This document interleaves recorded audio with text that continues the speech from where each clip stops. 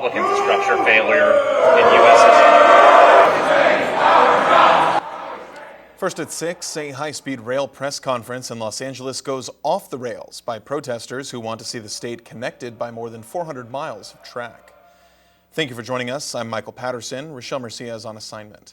Trump Transportation Secretary Sean Duffy announcing a review of federal funding compliance for California's decades-long high-speed rail project.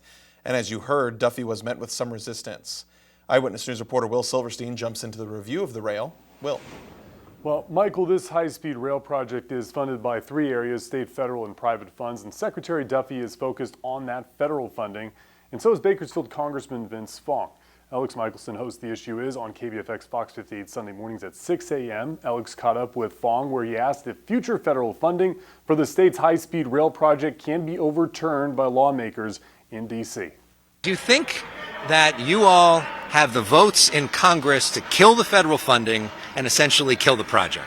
There is the votes and the support to stop federal funds from going to this failing project in California.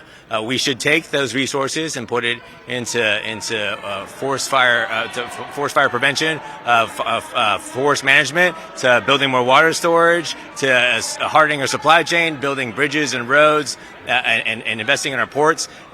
If you offered any American or any Californian the option of there's $128 billion, what would you prioritize? I guarantee you that this project would not be in the top 1,000 priorities that exist.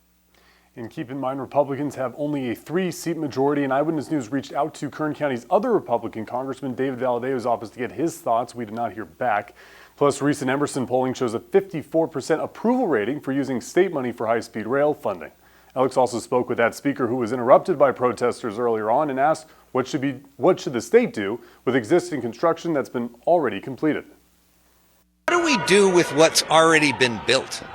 Well, I mean, number one, we can't fall prey to the sunk cost fallacy. You know, let's say that you have some cash, it's your life savings, and you're putting it in what you think is a piggy bank, but then you discover it's actually a paper shredder. You're going to keep putting the cash in there because you've already put so much in. No, you got to cut your losses. Now, if we can salvage some of what's been done, and there's some ideas out there, then that's great. But the top priority is let's stop wasting taxpayer dollars. And again, you can catch statewide political conversations and stories from Alex Michelson Sunday mornings at 6 a.m. Tonight on Fox 58 and back here on KBAK CBS, Micah Thomas will have a look at the local impact of this compliance review. Reporting in studio, Will Silverstein, Eyewitness News.